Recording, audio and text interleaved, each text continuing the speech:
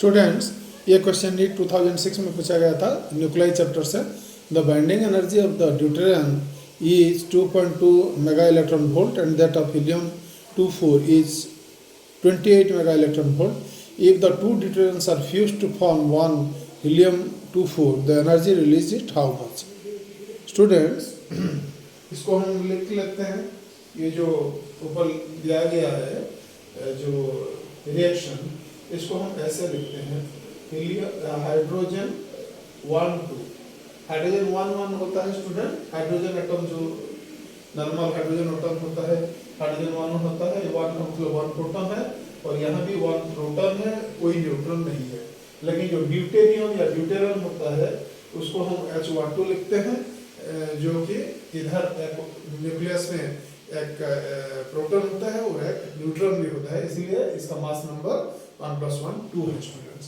और दूसरा ड्यूटेरियम मिलके बनाते हैं एक हीलियम। जब फ्यूज हो जाते हैं दोनों एटम का न्यूक्लियाई, वो बनाते हैं हीलियम 24 का न्यूक्लियाई, जो कि अल्फा पार्टिकल के रूप में हम लोग भी जानते हैं, बहुत प्रसिद्ध है अल्फा पार्टिकल के नाम से। ठीक है, तो जब टू एटम का न्यूक्लियाई वो जो फ्यूज कर जाते हैं स्टूडेंट, वो फ्यूजिंग के लिए, दोनों का फ्यूजन के लिए क्या चाहिए?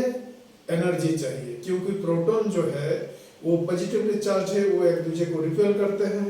लेकिन उन दोनों को बाइंड करने के लिए एक हमको है स्ट्रॉन्ग फोर्स की जरूरत है और एक एनर्जी की जरूरत है।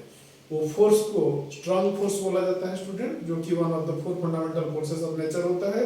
और जो एनर्जी है उसको बोला जाता है binding energy of the nucleus. ठीक है, ये बाइंडिंग एनर्जी ये दोनों को फ्यूज करके एक हीलियम 24 का न्यूक्लियस बनाएगा।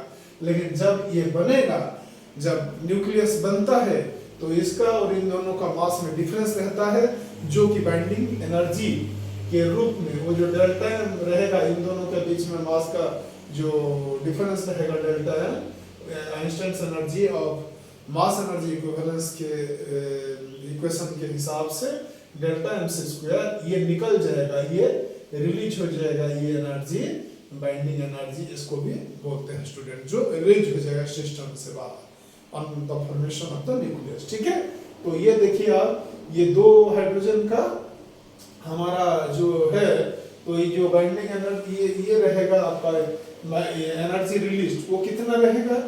तो ये हो जाएगा आपका, इसका कितना है हीलियम का जो बाइंडिंग एनर्जी है, आप देखिए वो 28 मेगा इलेक्ट्रॉन वोल्ट है। ठीक है, और इन दोनों का कितना है 2.2, तो इसका भी 2.2 प्लस इसका भी 2.2, मतलब 4.4 MeV है हमारा जो बाइंडिंग एनर्जी लेफ्ट साइड का। ठीक है, और राइट साइड का जो बाइंडिंग एनर्जी है वो है 28 MeV।